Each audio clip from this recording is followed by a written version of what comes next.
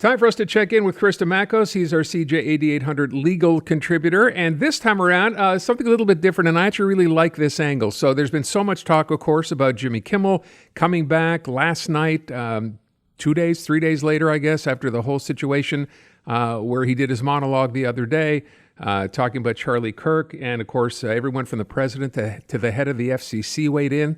And then the next thing you know, of course, the show was canceled, but it was back last night.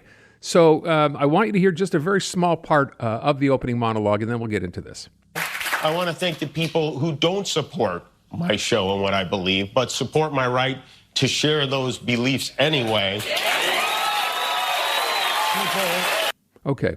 Look, it went on for a while. That's obviously a very small snippet. But, Chris, we want to take, and I think this is a great idea, from the perspective of what might have happened legally, because we know that Disney, which owns ABC, when they pulled the plug here, we know that after that there were in fact meetings between Jimmy Kimmel and his people and the folks over at Disney. So what can we imagine might have happened in those conversations?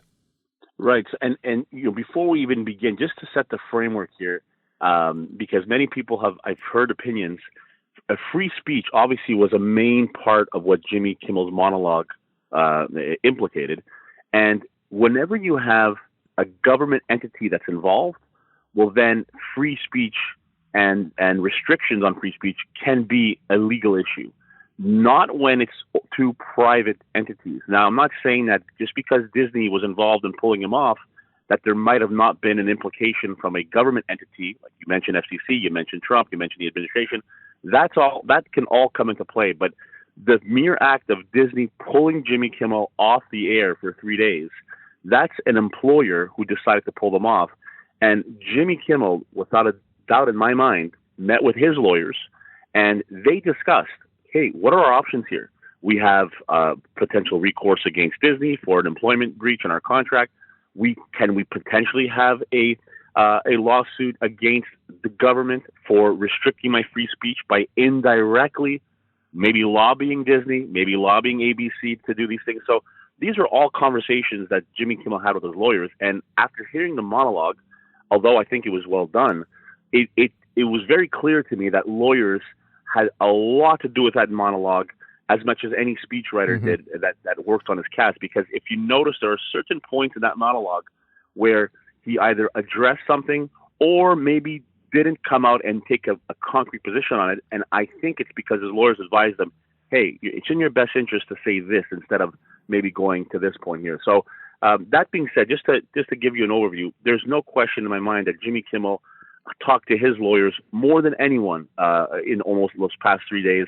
And they were part of the discussions with ABC, with Disney, and anyone else for that matter. Okay, so he's under contract, by the way, right? That's still the case. Right. So he has an argument there. With respect to, and we've talked about this on numerous occasions here, the idea of how this reflects on your employer, right? In this particular case, that's something, as I said, we've discussed before.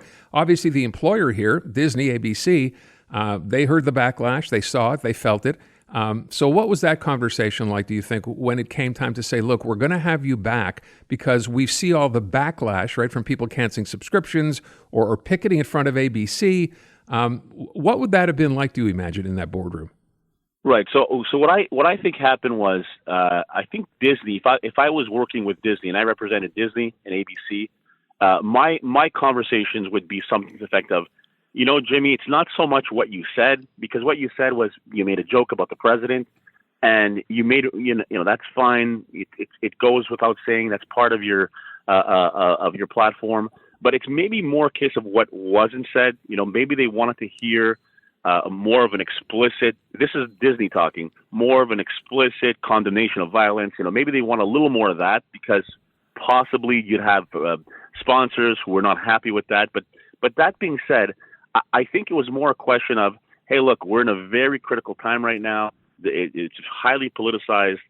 We would have maybe wanted you to take more of a neutral approach. And that's what Disney lawyers are probably telling Jimmy Kimmel's lawyers. And then vice versa, saying, hey, listen, you know, part of my employment contract, I'm a comedian, I'm able to do this stuff. This is within the realm of what I'm able to do and the discretion that I have on this platform.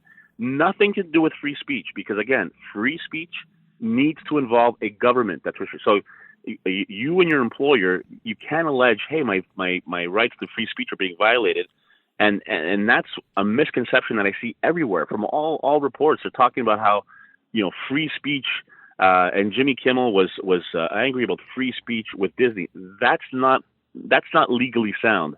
What can be legally made as an argument is maybe Disney felt pressure from the FCC. Maybe Disney felt pressure from the administration. Maybe that's what happened. And although it's not explicit, maybe the case can be made that they made their decision based on that pressure. And in that case, you have a government entity that's involved in trying to restrict speech. So again, some of this can get very complicated, but for everyone who's listening right now, you have to understand that the dynamic between Jimmy Kimmel and Disney and ABC, those parties combined, there's very little talk about free speech violation. In fact, it would not come up. If anything, it would be more of an employment discretion. Hey, you can do this, you can't do this. Right. What does my contract allow me to say? Doesn't allow me to say. So it's about context as much or more than anything else. Absolutely, and again, they are a profit business. They just raised the prices, Disney, today on the platform. So they're there to make profit. They're there to please shareholders, and they have the right to tell someone, hey, you know what? What you said, although maybe it violated absolutely no free speech law, it didn't do anything wrong.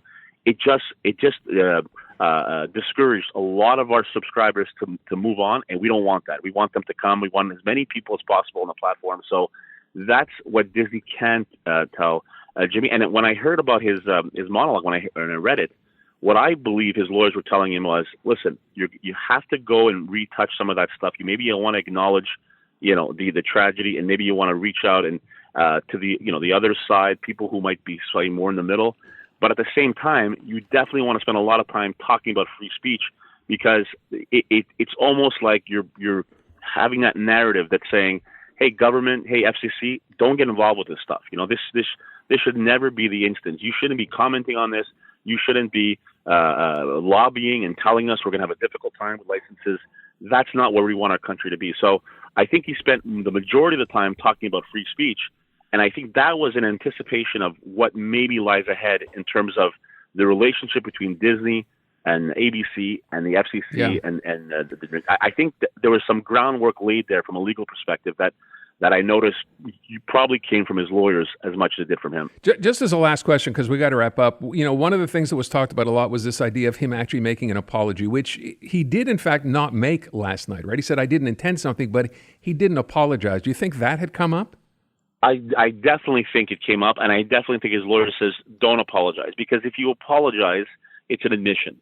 And I think you're right. He touched on it very carefully. He walked through that by saying, if roles were reversed, I probably would have been offended also. And he acknowledged it. He acknowledged the fact that what was said was misinterpreted. It wasn't his intention. But you're absolutely right, Aaron. He did not explicitly apologize, and I believe that his lawyers told him, stay away from that. You don't want to do that. It actually puts you in a worse position. If you don't have to, try to walk around it. Interesting analysis. Chris, thanks so much. Appreciate it. Thanks, Aaron. The biggest songs in the world.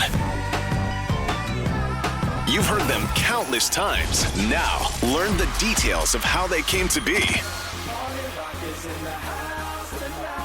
Join Ruby Carr for Encore, the stories behind the songs you love.